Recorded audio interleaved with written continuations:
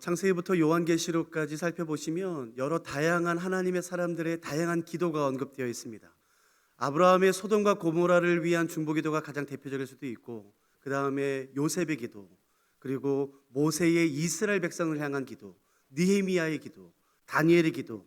그러니까 창세기부터 요한계시록까지 하나님의 사람들의 다양한 기도가 굉장히 많이 언급됩니다. 물론 그 다양한 기도 가운데 최고봉은 예수님의 기도죠. 예수님께서 우리 가운데 가르쳐 주신 주기도문, 그 주기도문이 가장 소중하지만, 그럼에도 불구하고 예수님의 기도를 제외하고 창세부터 요한계시록 가운데 언급되는 여러 기도들 가운데 최고봉을 골라라, 그렇다면은 두 번 말할 것 없이 가장 많이 언급되는 게 오늘 본문의 사도 바울의 기도입니다. 에베소 교회를 향한 사도 바울의 기도는 두 번 언급되죠. 에베소 1장 그리고 3장 두 곳에 언급되는데, 그 에베소 교회를 향한 사도 바울의 기도가 기도의 최고봉으로 불려지는 바로 그 기도입니다. 그 사도 바울의 기도를 통해서 우리는 무엇을 기도해야 되는지, 기도는 어떻게 해야 되는지, 도대체 성경에서 말하는 기도는 이 세상 다른 종교에서 말하는 주문, 다른 종교의 기도와는 무엇이 다른지, 그 기도를 우리가 정확히 배울 수 있는 것이 바로 이 본문입니다. 그래서 저희가 시간이 될 때까지 도대체 성경에서 말하는 기도는 무엇인가, 우리는 어떻게 기도해야 되고 무엇을 기도해야 되는지를 바울의 기도를 통해서 배우고 싶습니다. 사도 바울은 항상 기도할 때마다 빼놓지 않고 이것으로 시작해요. 근데 이것뿐만 아니라 기도뿐만 아니라 사도 바울은 13서신을 기록하게 되는데, 그 교회나 공동체, 교회의 편지를 보낼 때도 항상 이 말로부터 시작합니다. 그게 무엇인지 한번 잠깐 보시겠습니까? 오늘 본문을 제가 다시 한번 읽어드릴게요. 1장 15절 말씀입니다. 이로 말미암아 주 예수 안에서 너희 믿음과 모든 성도를 향한 사랑을 나도 듣고 내가 기도할 때에 기억하며 너희로 말미암아 감사하기를 그치지 않아요. 그러니까 사도 바울은 에베소 교회를 향해서 기도할 때에 감사 먼저 시작합니다. 혹시 성경을 가지고 계시다면 에베소 바로 다음을 한번 잠깐 살펴보시겠습니까? 빌립보서죠. 빌립보서 1장 3절에도 이렇게 언급되어 있습니다. 에베소서 바로 다음 장인 빌립보서 3장입니다. 빌립보서 1장 3절. 내가 너희를 생각할 때마다 나의 하나님께 감사하며요. 하나만 더요. 바로 그 다음에 골로새서입니다. 골로새서 1장 3절 또 동일하게 골로새서 1장 3절에도 사도 바울은 이렇게 시작하죠. 우리가 너희를 위하여 기도할 때마다 하나님 곧 우리 주 예수 그리스도의 아버지께 감사하노라요. 그러니까 사도 바울은 누구를 향해 기도하든 무엇을 위해 기도하든 언제든지 빼놓지 않는 것이 바로 뭐냐면은 감사예요. 그러니까 감사로부터 시작합니다. 로마서든 데살로니가 전후서든 항상 사도 바울은 감사로부터 시작해요. 이게 희한해요. 도대체 사도 바울은 왜 감사로부터 시작하냐는 것입니다. 어저께 우리가 잠깐 살펴봤지만 사도 바울의 에베소서를 기록할 당시에 에베소 교회의 상황은 좋지 않았어요. 유대인 그리스도인과 이방인 그리스도인 사이에 갈등이 있었고, 그 갈등이 다툼이 되었고, 그 다툼으로 말미암아 지금 깨어지기, 분열되기 일보 직전이 지금 에베소 교회예요. 거짓 교사들이 들어왔습니다. 오늘날 신천지 같은 그 이단들이 들어왔어요. 저 교회를 완전히 뒤집어 놨습니다. 그게 단가요? 아니요. 여전한 죄들, 음란함, 시기, 질투, 그런 죄들이 여전히 있어요. 그런데 사도 바울은 그 에베소 교회를 향해서 기도하는데 가장 먼저 입을 뗐을 때에 감사부터 하는 것이에요. 왜냐는 것이에요. 왜냐하면 저는 확신합니다. 사도 바울은 그 감사의 비밀을 알기 때문이에요. 그 감사의 위력, 그 감사의 능력을 알기 때문입니다. 어디서 사도 바울은 이 감사의 위력과 비밀과 능력을 발견했을까? 그건 분명히 예수님입니다. 아마 예수님의 사역에서 사도 바울은 그 감사의 비밀과 능력을 발견했을 거예요. 한번 잠깐 살펴보실까요? 요한복음 11장에 보시면 예수님은 베다니 무덤가로 가세요. 왜냐하면 거기 나사로가 죽었다는 소식을 들었기 때문이에요. 그리고 나사로가 그 베다니 무덤가에 묻혀 있습니다. 한번 성경을 가지고 계시다면 잠깐 펴보시죠. 요한복음 11장입니다.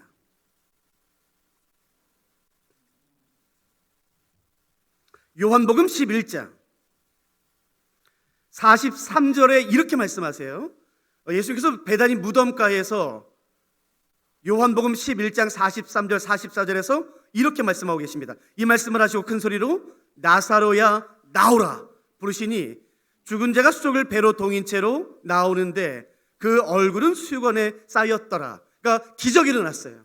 누구도 본 적이 없는, 누구도 상상한 적이 없는 이미 죽어 썩어가는 그 시체가 살아났어요. 기적이 일어났습니다. 그런데 기적이 일어나기 전에 예수님께서 하시는 게 있죠. 41절 보시겠습니까? 펜을 가지셨다면 여기 한번 동그라미 쳐보세요. 41절. 아직 기적이 일어나지 않았어요. 이렇게 예수님 말씀하십니다. 돌을 옮겨 놓으니 예수께서 눈을 들어 우러러 보시고 이르시되 아버지여 내 말을 들으신 것을 감사하나이다. 여러분, 기적이 일어났나요? 안 일어났나요? 아직 안 일어났어요. 기적이 아직 일어나지 않았어요. 근데 예수님은 어떻게 기도하시냐면요, 하나님 내 기도를 들으실 것으로 인해서 감사합니다가 아니에요. 뭔가요? 이미 들으셨대요. 아직 기적이 일어나지 않았어요. 아직 나사로는 살아나지 않았어요. 나사로는 여전히 무덤에서 썩어가고 있어요. 근데 예수님 뭐라고 말씀하시면 감사합니다 하나님. 하나님은 이미 내 기도를 들으셨습니다. 기적이 일어나기 전에 먼저 감사를 하세요. 에이, 여기만 그러지 않을까요? 아니요. 요한복음 6장도 보시겠습니다. 다 살펴볼 수는 없지만 한번 요 두 군데만 살펴보도록 할게요. 요한복음 6장에 보시면 어떤 장면이 나오냐면은 보리떡 5개 물고기 2마리 오병이어로 5,000명을 먹이는 장면입니다. 여러분, 유대인들의 인구 계수법에는 좀 문제가 있습니다.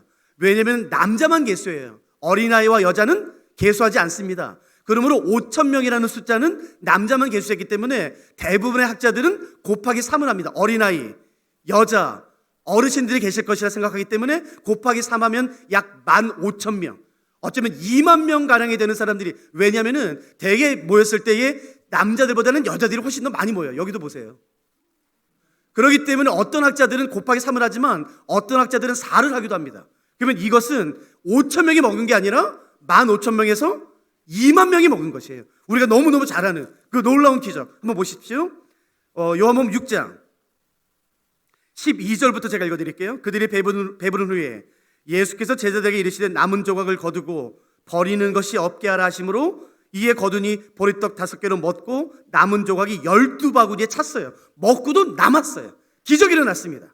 그런데 기적이 일어나기 전에 예수님께서 무엇을 하시는지 잠깐 보실까요? 11절입니다. 아직 기적이 일어나진 않았어요. 11절, 이건 조심하셔야 됩니다. 예수께서 떡을 가져 축사예요.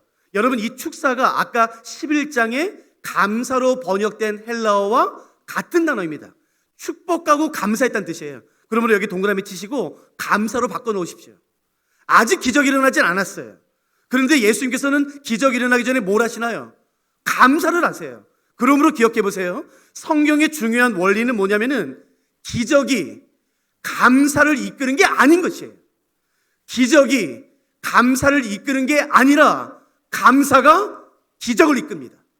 내 삶에 아직 기적이 일어나지 않았다 할지라도 감사가 눈에 보이지 않는, 아직 드러나지 않은, 아직 일어나지 않은 그 감사를 모든 사람들이 볼 수 있도록 끄집어내는, 가지고 오는 그 능력이 바로 감사인 것이에요. 예수님이 이 비밀을 아셨어요. 그렇기 때문에 언제나 기적을 행하시기 전에 먼저 감사하십니다. 여러분, 기적이 일어난 다음에, 내 소원이 일어난 다음에 감사하지 않을 사람이 어디 있습니까? 예수님 안 믿어도 돼요. 여러분, 예수님 안 믿고요, 오히려 예수님을 대적하는 사람도 자기가 원했던 소원이 이루어지면, 기적이 일어나면 감사합니다. 기적이 감사를 일으키는 게 아니라 감사가 기적을 일으키는 것이에요. 그러므로 내 삶 가운데, 내 개인의 삶 가운데, 내 가정 가운데, 우리 교회 가운데 기적이 일어나길 원한다면 가장 먼저 해야 되는 게 뭔가요? 그건 감사예요. 그러니까 오늘 꼭 기억해 보세요. 기적이 감사를 일으키는 게 아니라 감사가 기적을 일으키는 것이에요. 이건 대부분 그리스도인들이 압니다. 근데 왜 우리는 이것을 알매도 불구하고, 아 그래, 감사는 중요하지, 감사는 언제나 기적을 일으키지, 다 알아요. 저는 근데 오늘 여길 말하고 싶은 게 아니라 이 다음을 말하고 싶은 것이에요. 근데 왜 나는 이렇게 감사가 부족할까? 감사의 내용이 없어서 그런가? 아닙니다. 만일에 감사의 내용 때문이라면 세상에서 감사를 가장 많이 해야 되는 사람은 출애굽한 이스라엘 백성이겠죠. 세상에 430년 동안 종로로 타다가 출애굽했어요. 전적인 은혜로.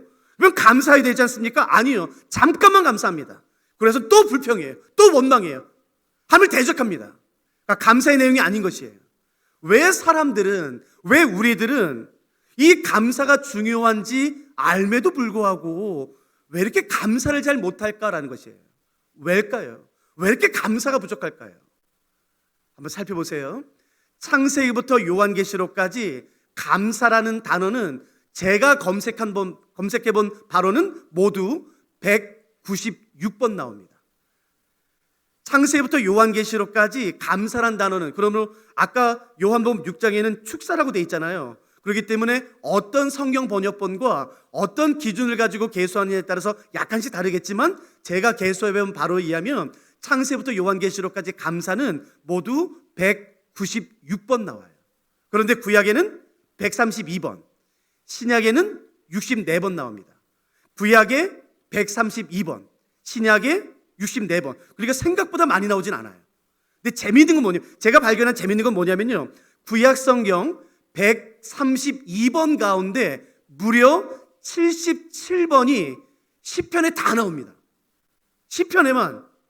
그리고 신약 성경에 64번 나온다고 말씀드렸죠? 64번 가운데 무려 48번, 48번이 바울 서신에 다 나와요. 그러니까 구약 성경 132번 가운데 무려 77번, 77번이 시편에 다 나오고 64번의 신약 성경이 언급되는 가운데 무려 48번이 사도 바울 서신에 다 나옵니다. 그러므로 알 수 있는 것은 뭐냐면은 구약 성경에서 감사를 가장 많이 한 사람은 다윗, 신약에서 감사를 가장 많이 한 사람은 바울인 것을 알 수 있어요. 여기서 발견할 수 있는 아주 중요한 게 있습니다. 감사는 환경의 열매가 아니에요. 왜냐하면 어저께 우리가 살펴봤죠. 사도 바울이 어떤 삶을 살았다고요? 11년 동안 40에 한 번 감화매를 무려 5번 맞았습니다. 3번 태장을 맞았습니다. 한 번 돌 맞았어요. 배가 3번 파손당했어요. 헐벗고 못 자고 못 입고 거절당하고. 여러분, 도대체 사도 바울만큼 기구한 삶을 산 사람이 어디 있습니까? 사도 바울만큼 어렵고 고난 가운데, 질병 가운데, 그런 어려움 가운데 산 사람이 어디 있습니까? 그래도 아이러니하게 신약에 언급되는 수많은 하나님의 사람들 가운데 감사를 가장 많이 한 사람은 다윗이에요. 바울이에요. 여러분, 구약에서는요, 다윗입니다. 다윗만큼 기구한 삶을 산 사람이 어디 있습니까? 그 목사님 무슨 말씀이세요? 다윗은 왕이잖아요. 아닙니다. 여러분, 다윗이 사무엘을 통해서 왕으로 기름 부음 받고 무려 사무엘 상하에 의하면 대략 15년 동안 쫓겨다닙니다. 15개월이 아니에요. 15년입니다. 무려 15년 동안 발 뻗고 못 자요. 계속 도망다닙니다. 가드, 모압, 에시온 수많은 광야들로 다윗은 계속 도망다녀요. 그리고 왕이 된 다음에는요, 자기 아들이 자기를 죽이려고 그래요. 그래서 왕궁에서 맨발로 도망다닙니다. 그러니까 다윗의 삶을 보면은 기구예요. 어떻게 저런 삶을 살 수 있을까? 고난도 많고 어려움도 많고 환난이 많았던 삶이 바로 다윗의 삶입니다. 그런데 아이러니하게 구약에 언급된 수많은 하나님의 사람들, 아브라함, 다윗, 다니엘, 느헤미야, 이사야, 엘리야, 수많은 하나님의 사람들 가운데 감사를 가장 많이 한 사람은 다윗. 기억해 보세요. 구약에서 감사를 가장 많이 한 사람은 다윗, 신약에서는 바울입니다. 근데 이 두 사람 모두 고난 가운데 살았어요. 어려움 가운데 살았어요. 질병 가운데 살았어요. 그럼에도 불구하고 감사를 가장 많이 한 사람들입니다. 이유가 뭘까요? 그래서 우리가 알 수 있는 것은 뭐냐면은 감사는 환경의 열매가 아니에요. 환경이 좋아진다고 감사가 튀어나오지 않습니다. 그렇다면 감사는 무엇의 열매일까요? 내가 감사를 못하는 이유는 무엇이 부족하기 때문일까요? 감사를 어떻게 하면은 내가 더 많이 할 수 있을까요? 감사의 기반, 기초, 감사는 도대체 무엇의 열매일까요?가 질문이에요. 여기까지 이해가 되셨나요? 제가 드린 질문에 대한 답이 성경에 있습니다. 도대체 감사는 무엇의 열매일까? 이 질문을 가지셨다면 한번 잠깐 성경을 펴시겠습니까? 그리고 펜을 드시고 이제 저희가 읽는 말씀에 밑줄을 그으세요. 대부분이 이 말씀을 그냥 지나쳐 가세요. 이 말씀이 얼마나 귀한지. 골로새서 2장 말씀입니다. 아마 이 말씀이 있었는지 잘 모르셨을 거예요. 대부분 그냥 지나갑니다. 근데 이 본문에는 감사의 비밀이 숨겨져 있습니다. 골로새서 2장 6절 말씀부터 읽어드릴 테니까 잘 들어보시고 제가 밑줄 그을할 때 밑줄을 그어보세요. 골로새서 2장 6절부터 제가 천천히 읽어드리겠습니다. 그러므로 너희가 그리스도 예수를 주로 받았으니 그 안에서 행하되, 자, 잘 보세요. 그 안에 뿌리를 박으며 세움을 받아 교훈을 받은 대로, 이 다음 밑줄 그어보세요. 믿음에 굳게 서서 뭘 하라고요? 감사함을 넘치게 하라고요. 감사함을 그러므로 넘치게 하기 위해 필요한 게 뭔가요? 믿음에 굳게 서는 겁니다. 감사는 환경의 열매가 아니라 믿음의 열매예요. 내 삶에 감사가 부족한 이유는 환경 때문이 아닙니다. 믿음 때문입니다. 잘 기억하세요. 감사라는 것은 환경의 결과가 아니라, 환경의 열매가 아니라 믿음의 열매예요. 그러므로 내 삶 가운데 감사가 넘치도록 하기 위해 필요한 것은 뭐냐면은 믿음입니다. 여호와는 나의 목자시니 내가 부족함이 없으리로다. 그가 나를 푸른 초장에 누이시며 쉴만한 물가로 인도하시는도다. 기가 막힌 고백입니다. 나는 아무 부족함이 없습니다. 주께서 나를 푸른 초장과 쉴만한 물가로 인도하십니다. 내가 사망의 음침한 골짜기를 간다 할지라도 나는 두렵지 않습니다. 사망의 음침한 골짜기, 한국에는, 한국어로 성경은 세 단어죠. 히브리어 성경에는 한 단어입니다. 짤마웨트.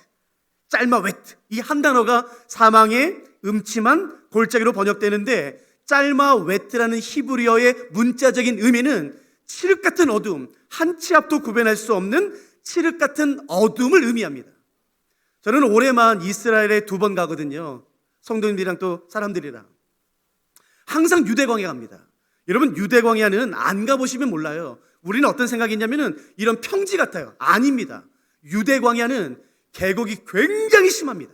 10m, 20m, 5m 굉장히 깊은 계곡이 많아요. 그리고 모래알처럼 있기 때문에 굉장히 미끄럽습니다. 발 한번 잘못 디디면 그냥 쑥 떨어져요. 달빛이 없는 구름으로 가득한 밤은 칠흑 같은 어두운 밤이에요. 한참도 볼 수 없어요. 그걸 말하는 것이에요. 근데 다윗은 두렵지 않대요. 사망이 음침한 골짜기를 해도 두렵지 않대요. 원수의 목전에서 상을 베풀어 주세요. 원수의 목전에서 밥을 먹는데 체하지 않아요. 아무 부족함이 없대요. 기가 막힌 고백 아닙니까? 여러분, 어떻게 하면 우리도 다윗처럼 이런 기가 막힌 고백하며 살 수 있을까요? 내가 부족함이 없습니다. 사망의 음침한 골짜기를 가도 난 두렵지 않습니다. 원수가 나를 해하려고 나를 다가와도 나는 염려 없습니다. 어떻게 하면 우리도 이런 기가 막힌 고백할 수 있을까요? 시편 23편을 푸는 열쇠는 1절입니다. 1절. 여호와가 나의 목자라는 사실이 믿어지면 게임 끝납니다. 여호와가 나의 목자라는 사실이 믿어지면 두렵지 않아요. 그러나 여호와가 나의 목자라는 사실이 믿어지지 않으면 두렵습니다. 지금 내가 있는 곳이 푸른 초장이에요. 쉴만한 물가예요. 나를 해하려고 하는 맹수는 어디도 없어요. 그래서 두렵습니다. 불안합니다. 내가 뭔가를 해야 될 것 같아요. 중요한 건 뭔가요? 여호와가 나의 목자라는 사실이 믿어지는 것이에요. 믿어지면 다 끝납니다. 중요한 것은 믿음이에요.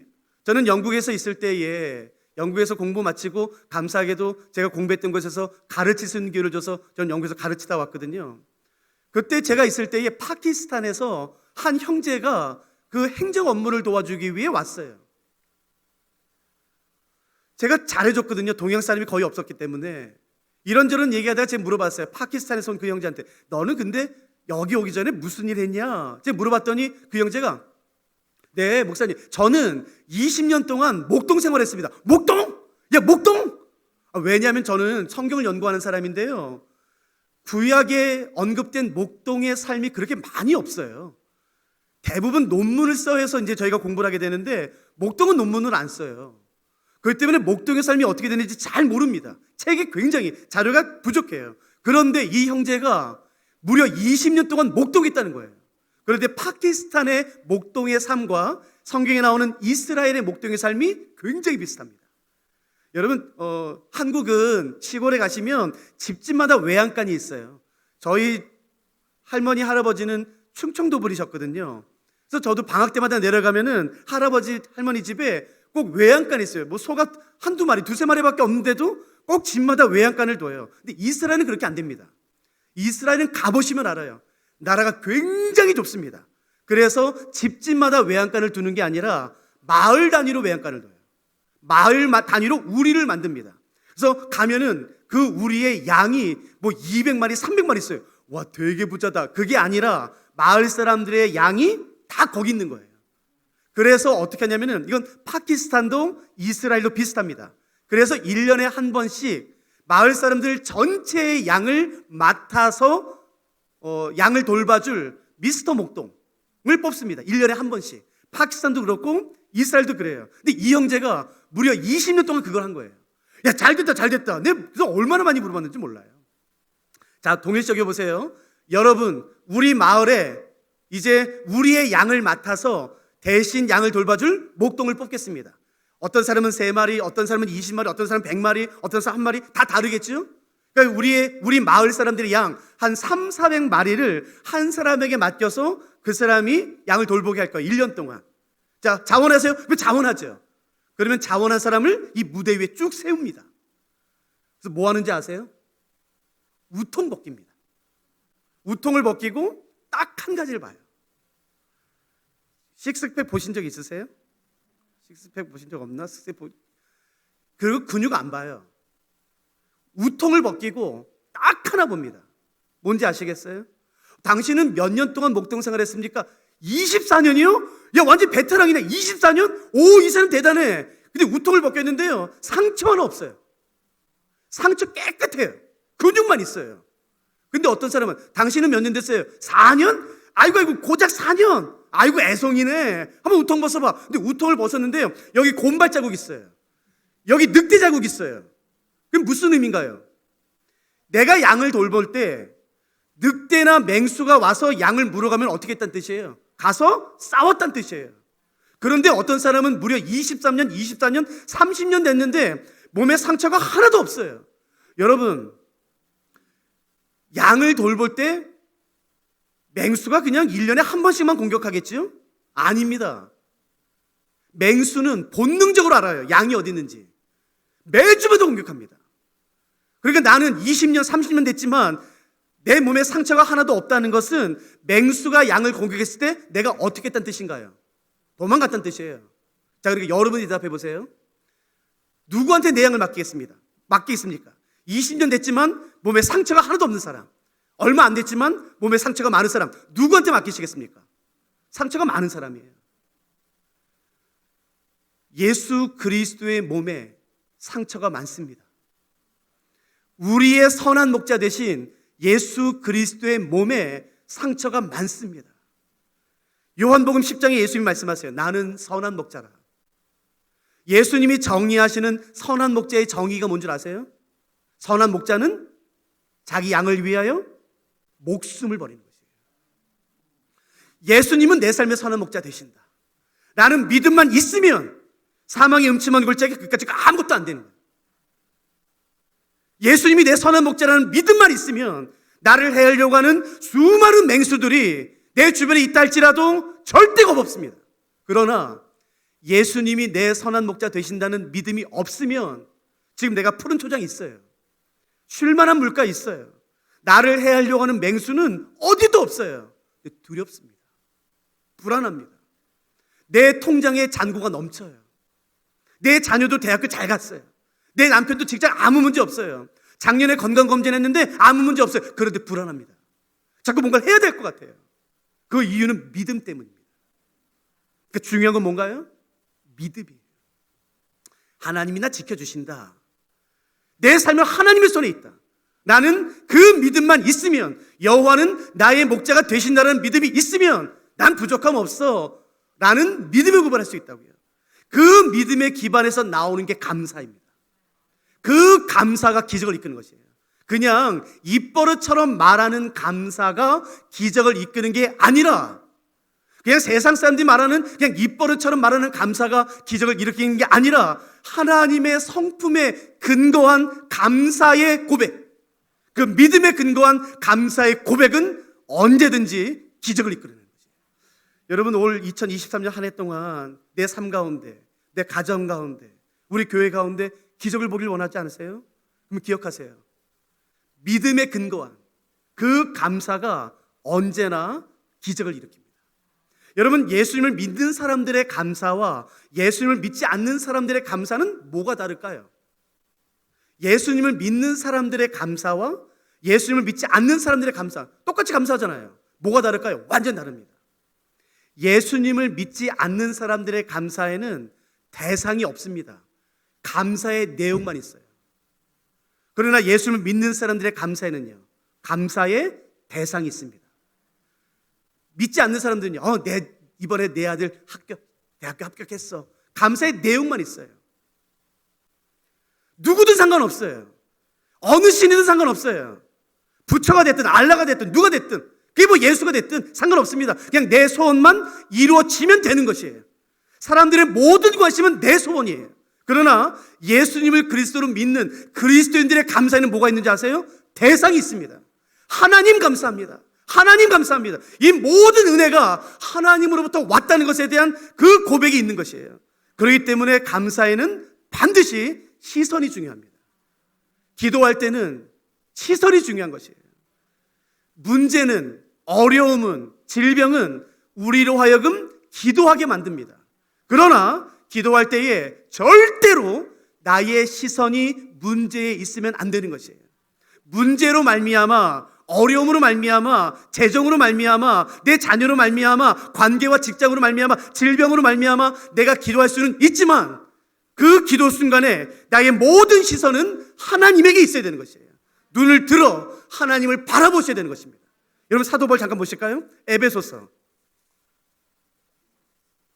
3장 1장의 기도뿐만 아니라 3장에도 기도가 나오거든요.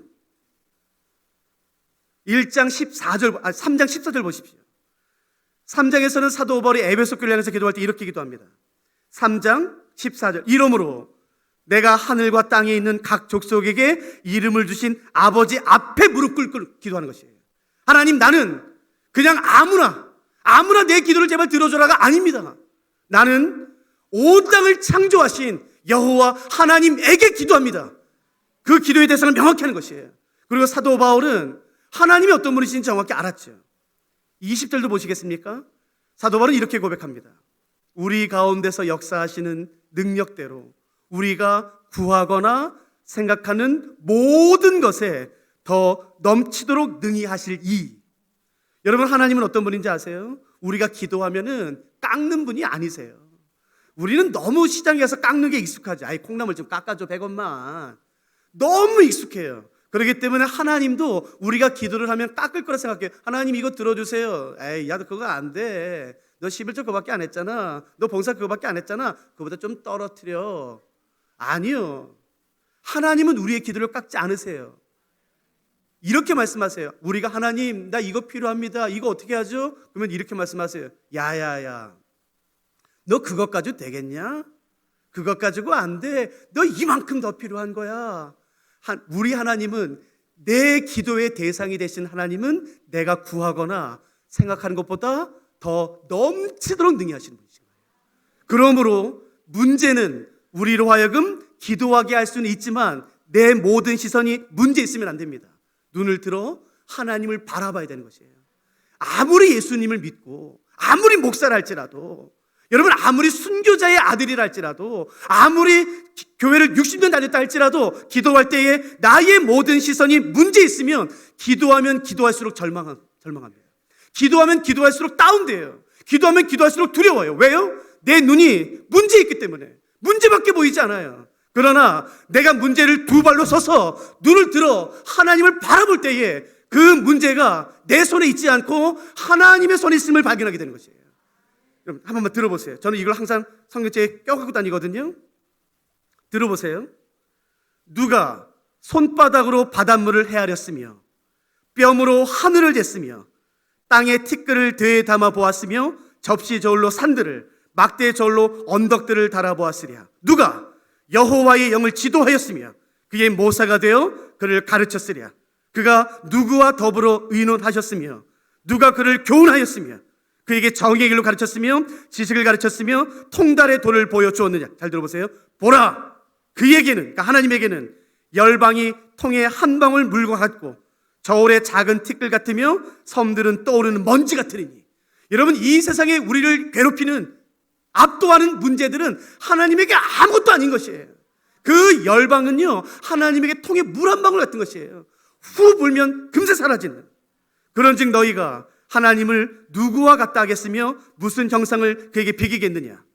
거룩하신 이가 이르시되 그런즉 너희가 나를 누구에게 비교하여 나를 그와 동등하게 하겠느냐 하시니라. 너희는 눈을 높이 들어 누가 이 모든 것을 창조하였나 보라. 주께서는 수요대로 만상을 이끌어내시고 그들의 모든 이름을 부르시나니 그의 권세가 크고 그의 능력이 강함으로 하나도 빠짐이 없느니라. 너는 알지 못하였느냐, 듣지 못하였느냐. 영원하신 하나님 여호와 땅끝까지 창조하신 이는 피곤하지 않으시며 곤비하지 않으시며 명철이 한이 없으시며 피곤한 자에게는 능력을 주시며 무능한 자에게는 힘을 더하시나니 소년이라도 피곤하며 곤비하며 장정이라도 넘어지며 쓰러지되. 잘 들어보세요. 오직 여호와를 앙망하는 자는 새 힘을 얻으리니 독수리가 날개치며 올라감 같을 것이요 다른 박질하여도 곤비하지 아니하겠고 걸어가도 피곤하지 아니하리로다. 하나님께서 독수리가 날개치는 힘을 주시겠다는 것이에요. 자, 누구에게요? 헌금 많이 하는 사람일걸요? 봉사 많이 하는 사람일걸요? 아닙니다. 어떤 것도 아닙니다. 하나님은 하나님의 힘을, 독수리 날개치는 그 힘을 주길 원하세요. 누구에게요? 여호와를 앙망하는 사람입니다. 여호와를 바라보는 사람인 것이에요. 눈을 들어 나의 소망을 하나님께 두며 내가 아무리 문제 가운데 우겨쌈 당하였다 할지라도 나의 시선을 문제 두는 것이 아니라 눈을 들어 하나님을 바라보는 사람에게 독수리 날개치는 그 힘을, 피곤치 않은 힘을 주시겠다고 약속하신 것이에요.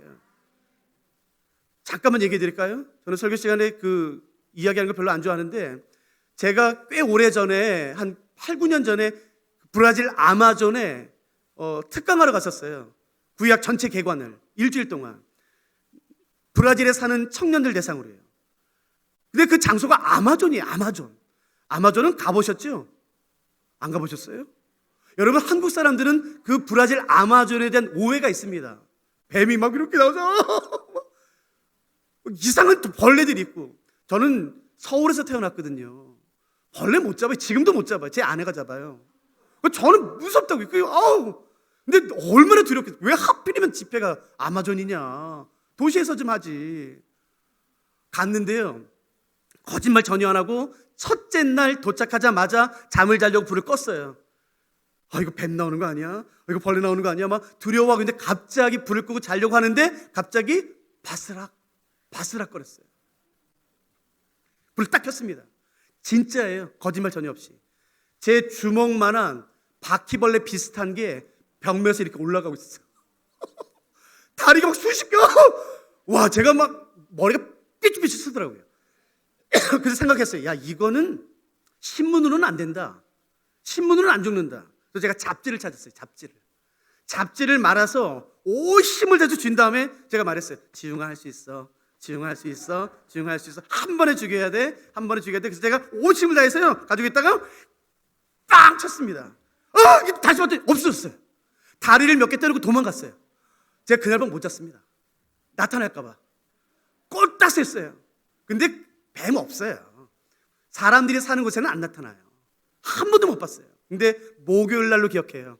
목요일 날 오전에 강의를 하다가 중간에 우리 잠깐 브레이크 쉬는 시간 가지십시다. 쉬고 제가 잠깐 나왔는데 저는 녹색을 안 좋아했었거든요. 그런데 나와서 보는데 제 눈에 녹색만 한 20종류가 보이는 거예요. 초록색, 연두색, 녹색. 그 사이로 햇살이 들어오는데 야, 진짜 아름답다. 세상에 녹색이 이렇게 화려하고 아름다운 색이었나? 감탄하고 있는데 갑자기 어두워졌어요. 저도 움츠렸어요. 하늘을 봤더니요, 진짜입니다. 날개가 한 3m 되는 독수리가 제 머리 위에 떴어요. 저는 지금까지 독수리는 옛날에 자연농원이라고 있었어요. 자연농원을 아시는 분은 연세가 있으신 분인데 요즘이야 에버랜드지만 옛날에 자연농원이었잖아요. 거기서 요만한 독수리, 조그만한 독수리, 귀여운 아주 조그만한 독수리 본 게 다예요. 근데 날개가 3m 되는 독수리를 제가 처음 봤어요. 근데 딱 앉더라고요. 제 앞에. 저를 딱 쳐다보는데 제가 고개 숙였죠. 그건 우리가 고등학교 때 학습이 됐지 않습니까? 눈 마주치면 안 됩니다. 딱 보기에 제가 고개를 숙였죠. 그래서 제가 이렇게 옆으로 가가지고 나무 뒤에 숨어서 봤어요. 그런 구경이 어디 있어요? 제 앞에 날개가 이것만 하고 이거 더 큰 것 같은데요? 강대상보다 더 큰 독수리가 제 앞에 딱 앉았다고요.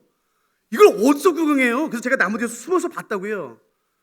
근데 그 독수리가 저를 보다가 저게 숨으니까 자기도 관심이 없었는지 다른 짓 하더라고요. 미리 말씀드릴게요. 저는 새에 대해서 완전히 문외한입니다. 지식이 없어요. 저는 모든 독수리가 이럴 거라고 생각하지 않아요. 조심해서 들으세요. 모든 독수리가 이러지는 않을 겁니다. 그러나 독수리 중에 이렇게 하는 독수리는 분명히 있어요. 왜냐하면 제가 직접 봤으니까. 그러니까 저는 제가 본 것만 말씀드릴게요. 오해하지 마세요. 모든 독수리가 다 그래? 저는 그렇게 말하지 않겠습니다. 날개가 2m, 3m 되는 그 거대한 독수리가 어떻게 다시 올라가는지 아세요? 못 칩니다. 이게 땅에 닿습니다. 무겁습니다. 그 날개가 3m 되는 이 거대한 독수리가 어떻게 다시 땅에서 하늘로 올라가는지 아세요? 날개를 접습니다. 그리고 원을 그리면서 뛰어요. 뭐야? 쟤 왜 뛰어? 독수리가 날개를 접더니 계속 뛰어요. 쟤 뭐야? 저 왜 뛰어? 왜 뛰어? 낙엽이 들썩들썩거려요. 바람을 일으켜요. 바람을. 좀 더 빨리, 좀 더 빨리. 그러다가 어느 순간 때가 됐을 때에 독수리 날개를 쫙 핍니다. 그 거대한 날개를요. 장관이에요. 그러면 날개를 쫙 펴면 이 배가 땅에 닿습니다. 배가 땅에 닿은 상태에서 그 거대한 날개로 계속 원을 그리면서 돌아요. 그리고 날개 끝으로 좀 더. 그래서 바람을 일으켜요. 조금 더. 어떻게 알아요? 낙엽이 더 들썩들썩거려요. 더 들썩들썩. 그래서 바람을 계속해서 일으키면서 원을 그리다가 어느 순간 때가 됐을 때에 독수리가 한번 날개를 팍 칩니다. 그러면 100m 상공 한 번에 쫙 올라가요. 그게 독수리의 날개치는 힘입니다. 참새가 아니에요. 참새 막 300번 해야지 막 10대 올라가는 그런 참새가 아니라 독수리 빡. 참새 받으실래요? 이거 300번 해야지 막 10cm 올라갈까? 하나님이 주길 원하시고 그런 게 아닌 것이에요. 빡. 그 독수리의 힘이에요. 그러나 기억하세요. 하나님은 이 힘을 누구에게 주길 원하시는지 아세요? 맞습니다. 그런데 제가 원하는 답은 아닙니다. 맞습니다. 근데 제가 원하는 답은 아닙니다. 하나님은 이 힘을 누구에게 주길 원하시나요? 여호와를 앙망하는 사람입니다. 헌금이 아닌 것이에요. 자꾸 이것을 돈으로 살려고 하지 마세요. 헌신이 아닌 것이에요. 열심이 아닌 것이에요. 나의 믿음을 하나님에게 두는 사람인 것입니다. 하나님, 당신이 내 소망이십니다. 당신이 내 근원이시며 치유자이시며 내 도움이십니다. 당신이 내 생명이십니다. 나의 모든 소망을 하나님에게 두며 비록 내가 문제 가운데, 환난 가운데, 질병 가운데, 어려움 가운데 있다 할지라도 나의 시선을 문제에만 두는 것이 아니라 문제에서 눈을 들어 하나님을 바라보며 하나님을 앙망하는 사람에게는 이 힘을 주시겠다고 약속하는 것이에요. 2023년 이 힘으로 살고 싶은 것이에요. 사람의 힘이 아니라, 사람이 주는 기쁨이 아니라 온 땅을 말씀으로 창조하신 여호와 하나님이 주시는 그 놀라운 힘으로 살길 원하는 것이죠. 사도 바울은 이것을 알았어요. 그래서 사도 바울은 기도할 때마다, 편지 쓸 때마다 무엇으로 시작하냐면요, 하나님의 성품, 믿음에 근거한 감사로 시작하는 것이에요. 문제가 있죠. 근데 그 문제가 해결되길 원하는 것이에요. 그래서 아이러니하게 감사로 시작합니다. 하나님, 이 모든 문제를 해결하실 수 있는 분은 내가 아니라 하나님이십니다. 하나님만이 하실 수 있습니다. 그래서 감사, 너무나 아이러니하게.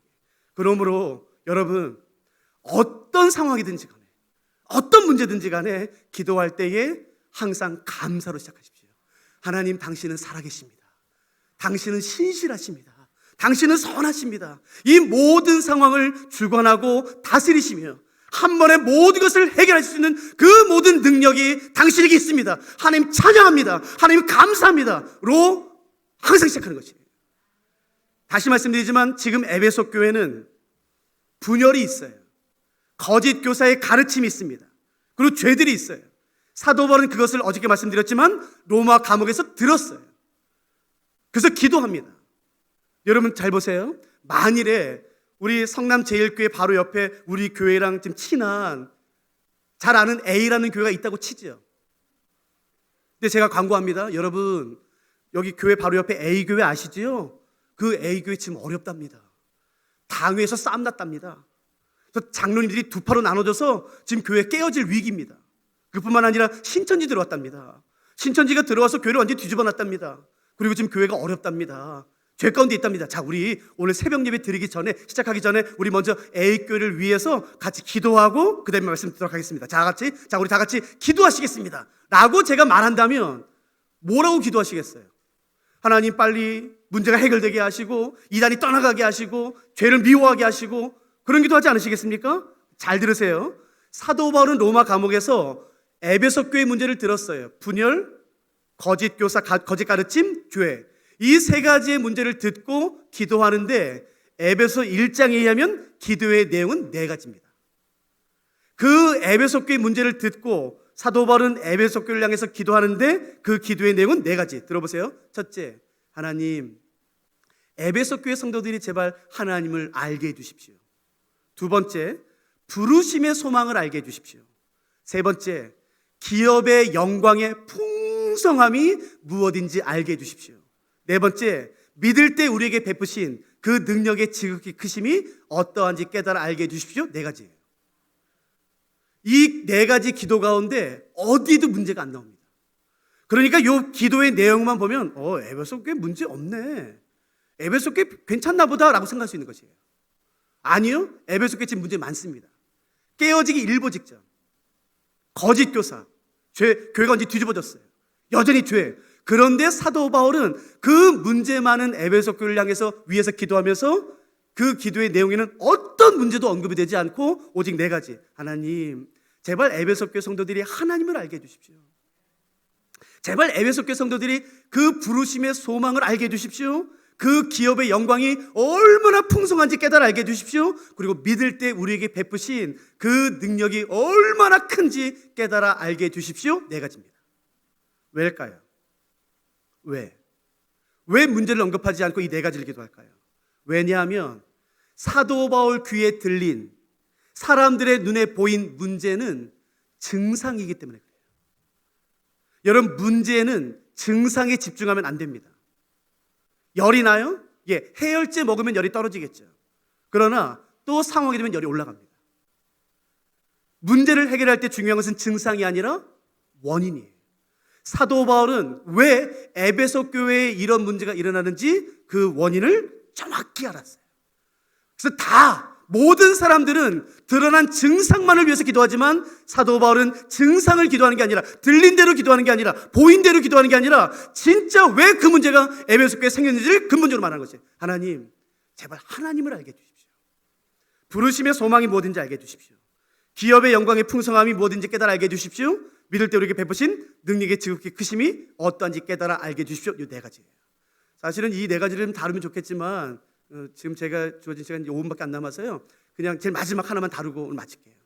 나중에 꼭 기회 되시면 이걸 묵상하세요.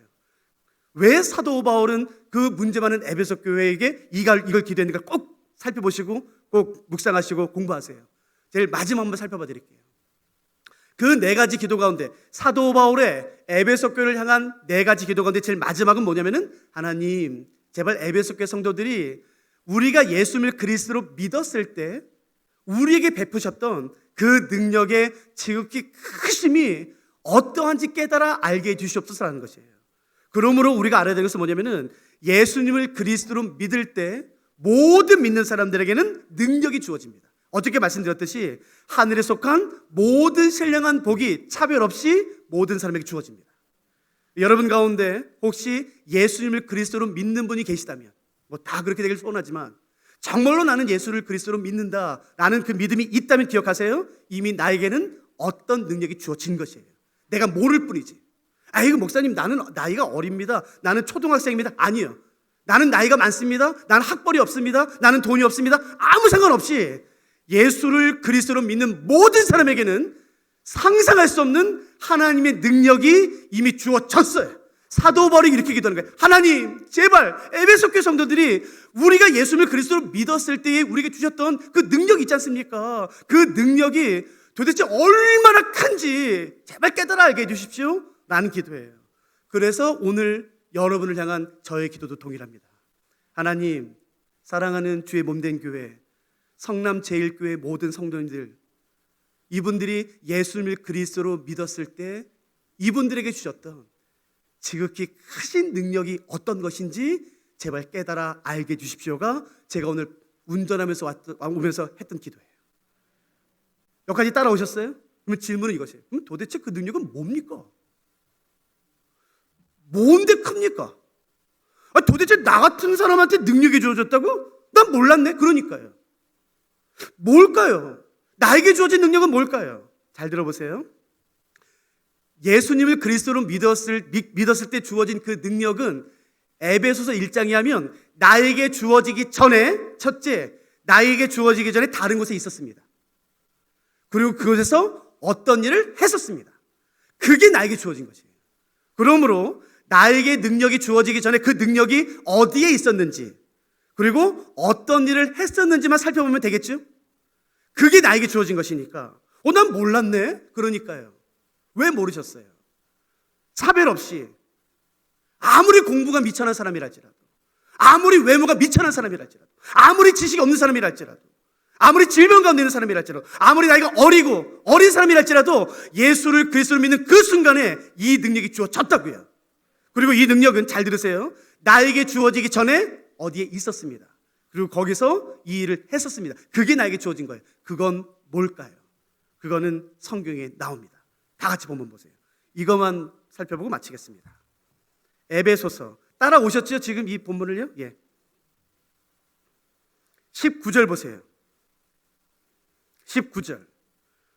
제가 밑줄 글 하실 때만 밑줄 그어보세요.